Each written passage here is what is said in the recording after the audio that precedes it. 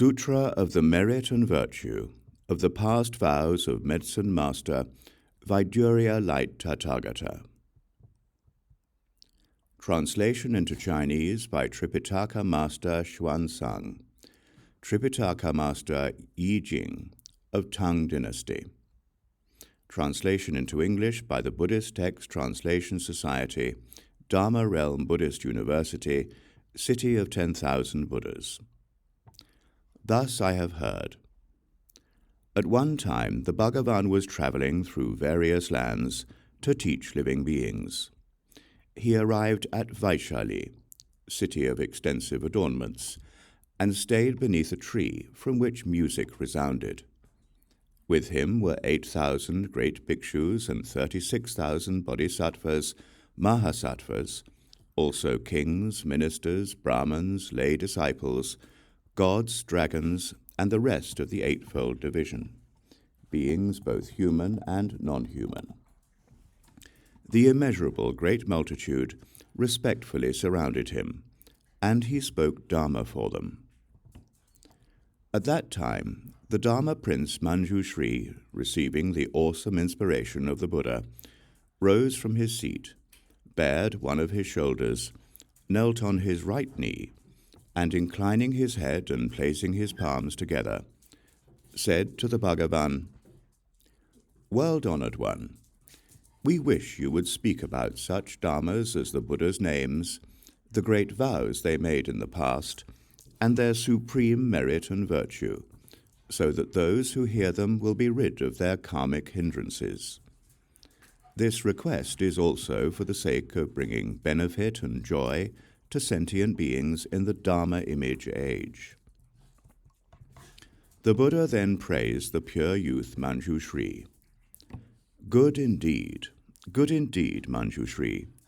With great compassion you now request that I speak about the Buddha's names and the merit and virtue of their past vows, for the sake of rescuing sentient beings who are bound up by karmic obstacles, and for the purpose of bringing benefit, peace, and joy to beings who live in the Dharma image age.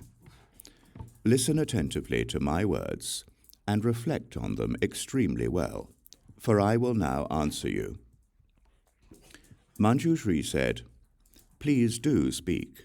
We are glad to listen." The Buddha told Manjushri, "Passing from here to the east, beyond Buddha lands numerous as the sand grains in 10 Ganges rivers, is a world called Pure Vaidurya. The Buddha there is named Medicine Master Vaidurya Light Tathagata, of proper and equal enlightenment, perfect in understanding and practice, well gone one who understands the world, Supreme Lord, regulating hero, teacher of gods and humans, Buddha, Bhagavan, Manjushri. When that world-honored one, Medicine Master Vaidurya Light Tathagata, was practicing the Bodhisattva path in the past, he made 12 great vows that enable all sentient beings to obtain what they seek. The first great vow. I vow that in a future life, when I attain Anuttara Samyak Sambodhi, my body will shine with dazzling light that will illumine measureless, countless, boundless worlds. My body will be adorned with the 32 heroic features and the 80 subsidiary characteristics, and I will enable all beings to become as I am. The second great vow. I vow that in a future life, when I attain Bodhi, my body will be as bright and clear as Vaidurya, flawlessly pure, vastly radiant, majestic with merit and virtue, abiding at ease, adorned with blazing nets brighter than the sun and the moon. Beings dwelling in darkness will be illuminated and will succeed in all their endeavors. The third great vow. I vow that in a future life, when I attain Bodhi, I will, by means of limitless, unbounded wisdom and skill in means, enable all sentient beings to obtain an inexhaustible supply of material necessities, so they are without the slightest want. The fourth great vow. I vow that in a future life, when I attain body, I shall lead those sentient beings who practice deviant paths to reside in the way of body, and those who travel on the vehicles of the Hira or Prajeka Buddha to abide in the great vehicle. The fifth great vow. I vow that in a future life, when I attain body, I shall enable limitless and boundless numbers of sentient beings who cultivate Brahma conduct within my Dharma to perfectly uphold the 3 clusters of precepts without exception. Should there be any violation, upon hearing my name, they will regain their purity and not fall into the evil destinies. The sixth great vow. I vow that in a future life, when I attain body, if there are sentient beings whose bodies are inferior and whose faculties are imperfect, who are ugly, dull, blind, deaf, mute, deformed, paralyzed, hunchbacked, or afflicted with skin disease, insanity, or various other sicknesses and sufferings, upon hearing my name, they shall all become endowed with upright features, keen intelligence, and perfect faculties, and they shall be free of sickness and suffering. The seventh great vow. I vow that in a future life, when I attain body, I shall cause sentient beings who are oppressed by many illnesses and who are without aid, without a place to turn, without a doctor, without medicine, without relatives, and without a family, who are poverty-stricken and filled with suffering, to be cured of their sicknesses upon having my name pass by their ear, so they are peaceful and happy in body and mind. They will have a family and relatives, and acquire an abundance of property and wealth, and even realized unsurpassed body. The eighth great vow.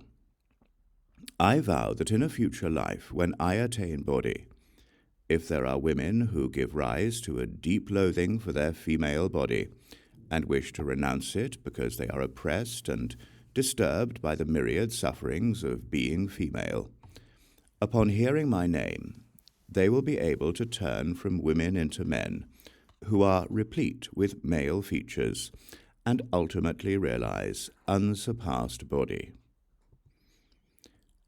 The ninth great vow. I vow that in a future life, when I attain body, I shall liberate sentient beings from the nets of demons and the bonds of external sects.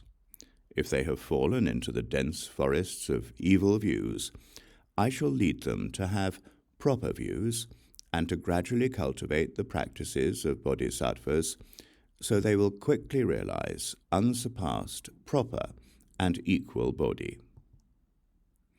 I vow that in a future life, when I attain body, I shall cause sentient beings who fall into the hands of the law and are bound, interrogated, whipped, fettered, imprisoned, sentenced to execution, or subjected to endless disasters, hardships, abuse, and humiliation, so that they are torn by grief and distress and suffering in body and mind, to obtain, upon hearing my name, liberation from all worry and suffering by means of my blessings, virtue, and awesome spiritual power. The 11th great vow. I vow that in a future life, when I attain body, I shall cause all sentient beings who are so plagued by hunger and thirst that they create all kinds of bad karma in their quest for food, upon hearing my name and single-mindedly accepting and maintaining it, to be filled with delicious food and drink, and afterward, by means of the flavor of Dharma, to settle in ultimate peace and happiness. The 12th great vow. I vow that in a future life, when I attain body, if there are sentient beings who are poor and without clothes, so that day and night they are troubled by mosquitoes and flies, and by cold and heat, upon hearing my name, and single-mindedly accepting and maintaining it, they shall obtain all kinds of fine and wonderful garments that accord with their tastes, as well as a variety of precious adornments, flower garlands, fragrant balms, and the enjoyments of music, and various kinds of talents, so that all their heart's delights will be fulfilled. Manjushri, these are the 12 sublime and wonderful vows that the world-honored one, Medicine Master Vaidurya Light Tathagata, one of proper and equal enlightenment, made while cultivating the Bodhisattva way. Moreover, Manjushri, if I were to speak for an eon or more about the great vows made by the world-honored one, Medicine Master Vaidurya Light Tathagata, when he practiced the Bodhisattva way, and about the merit, virtue, and adornments of his Buddha land, I could not finish. That Buddha land has always been completely pure. There are no women, no evil destinies, and no sounds of suffering. The ground is made of Vaidurya, with golden cords lining the roads. The city walls, towers, palace pavilions, studios, windows, and latticework are all made of the 7 treasures. The merit, virtue, and adornments of this land are identical to those of the western land of ultimate bliss. Residing in that land are 2 bodhisattvas, mahasattvas. The first is called universally radiant sunlight, and the second universally radiant moonlight. They are the leaders among the immeasurable, uncountable hosts of bodhisattvas in that land, and will be the successors to that Buddha. They are able to maintain the precious treasury of the proper Dharma of the world-honored one, Medicine Master Vaidurya Light Tathagata. Therefore, Manjushri, all good men and women who have faith should vow to be born in that Buddha's land. At that time, the world-honored one again spoke to the pure youth Manjushri, saying, Manjushri, there are living beings who don't distinguish good from evil, who indulge in greed and stinginess, and who know nothing of giving or its rewards. They are stupid, ignorant, and lack the foundation of faith. They accumulate much wealth and many treasures, and ardently guard them. When they see a beggar coming, they feel displeased. When they have to practice an act of charity that does not benefit themselves, they feel as though they were cutting a piece of flesh from their body, and they suffer deep and painful regret. There are other innumerable avaricious and miserly living beings who hoard money and necessities that they don't use even for themselves, how much less for their parents, wives, or servants, or for beggars. At the end of their lives, such beings will be reborn among the hungry ghosts or animals.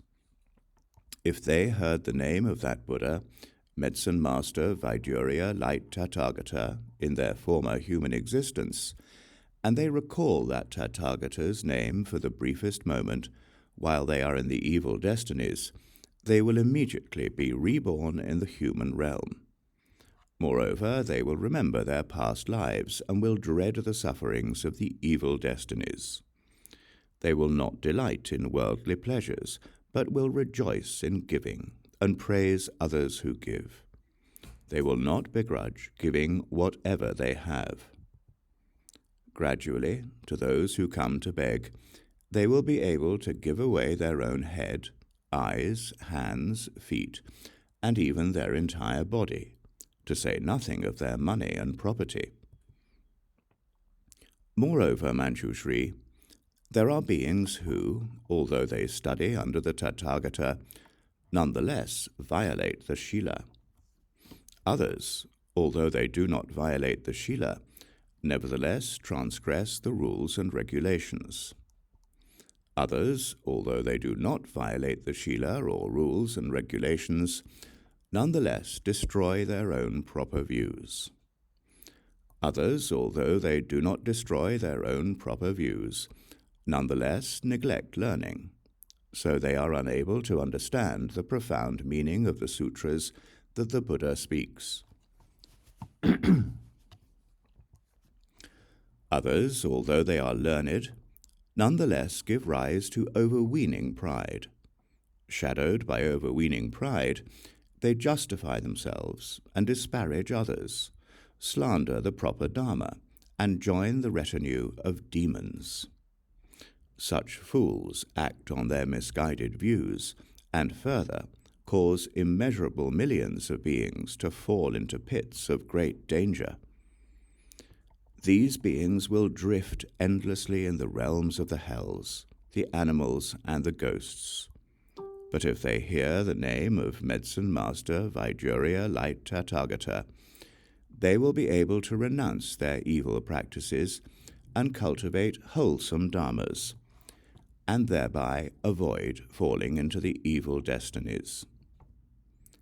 If those who have fallen into the evil destinies because they could not renounce their evil practices and cultivate wholesome dharmas, by the awesome power of the past vows of that Tathagata, get to hear his name for only a moment, then after they pass out of that existence, they will be reborn again as human beings.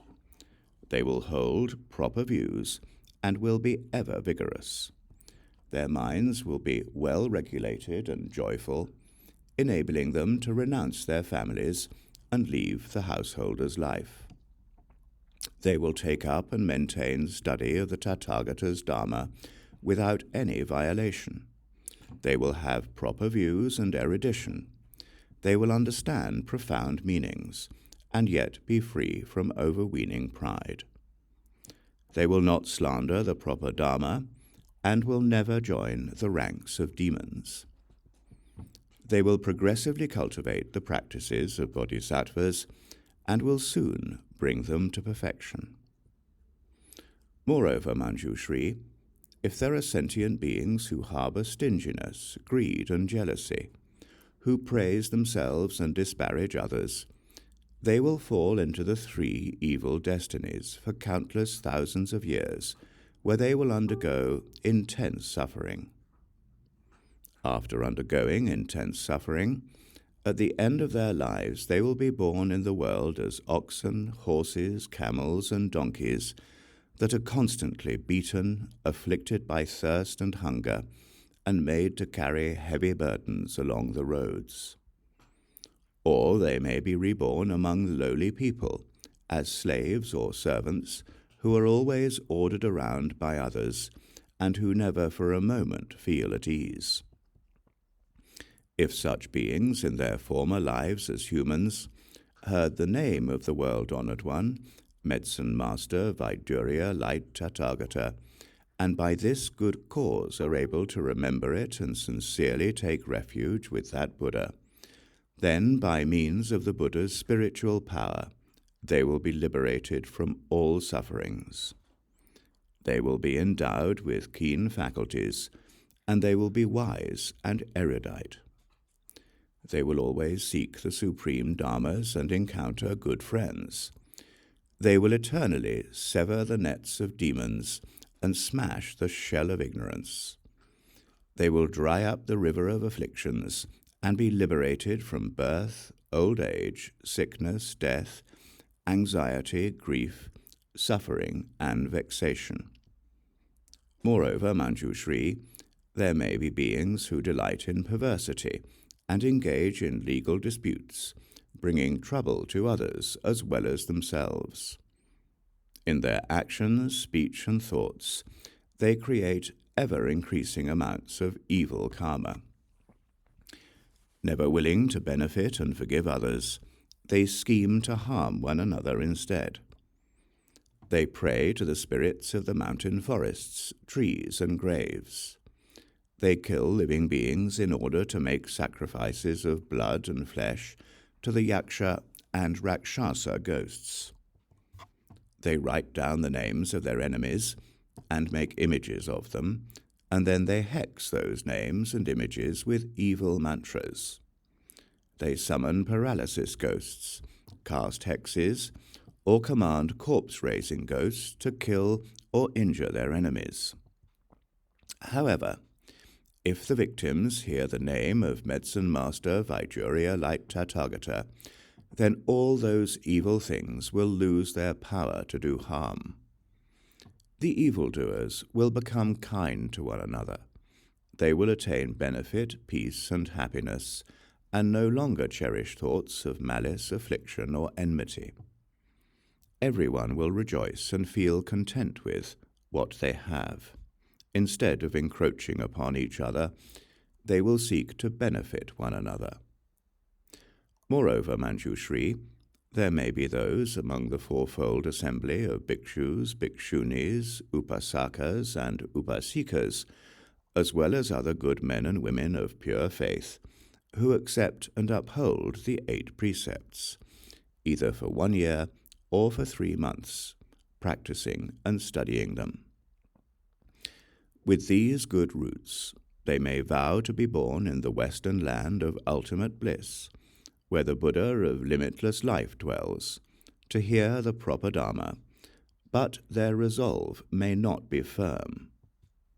However, if they hear the name of the world-honored one, Medicine Master Vaidurya Light Tathagata, then as the end of their lives draws near, before them will appear 8 great bodhisattvas, whose names are Manjushri Bodhisattva, the Bodhisattva who observes the sounds of the world; Great Strength Bodhisattva; Inexhaustible Intention Bodhisattva; Jeweled Udumbara Flower Bodhisattva; Medicine King Bodhisattva; Medicine Superior Bodhisattva; and Maitreya Bodhisattva.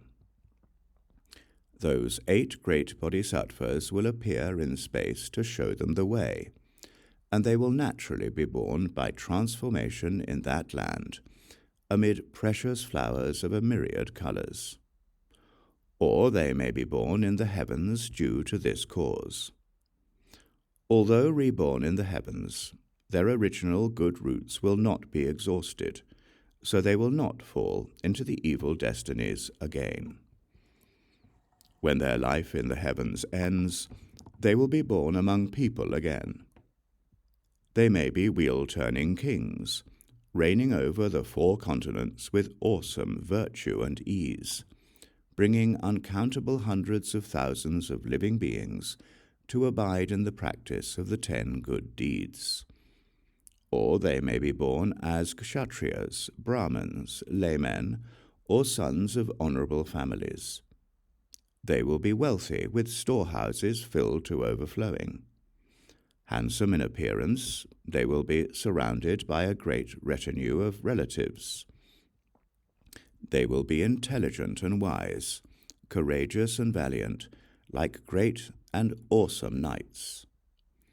If a woman hears the name of the world-honored one, Medicine Master Vaidurya Light Tathagata, and sincerely cherishes it, in the future she will never again be born as a female. Moreover, Manjushri, when Medicine Master Vaidurya Light Tathagata attained Bodhi, by the power of his past vows, he contemplated all the sentient beings who were undergoing various kinds of sickness and sufferings. Some suffered from diseases such as emaciation, atrophy, severe thirst, or yellow fever. Others were harmed by paralysis ghosts or by poisonous hexes. Some died naturally when young, while others experienced untimely deaths. He wished to dispel all their sicknesses and sufferings, and to fulfill their wishes. At that time, the world-honored one entered a samadhi, called Extinguishing the Suffering and Distress of All Beings. After he entered this samadhi, a great light came forth from his flesh cowl. From amid that light, he proclaimed this magnificent dharani. Namo boche fadi bishasha julu bi liu li bola po hela sheye datwo jedwoye ela herdi sanmiao sanpu twoye daja twonan bishasha bishasha bishasha sanmo jedi swaha. After he had spoken that mantra from amid the light, the earth trembled and emitted great light. All beings, sicknesses, and sufferings were cast off, and they felt peaceful and happy. Manjushri, if you see a man or a woman who is ill, you should single-mindedly and frequently clean and bathe him and rinse his mouth. Provide him with food, medicine, or water that is free of insects, over any of which the Dharanihas had been recited 108 times. After the sick person has taken it, all his sicknesses and sufferings will be gone. If this person has a wish, he should recite this mantra with utmost sincerity. Then he will obtain whatever he wished for, and his life will be prolonged and free from illness. At the end of his life, he will be reborn in that Buddha's land. He will become irreversible and will ultimately attain Bodhi.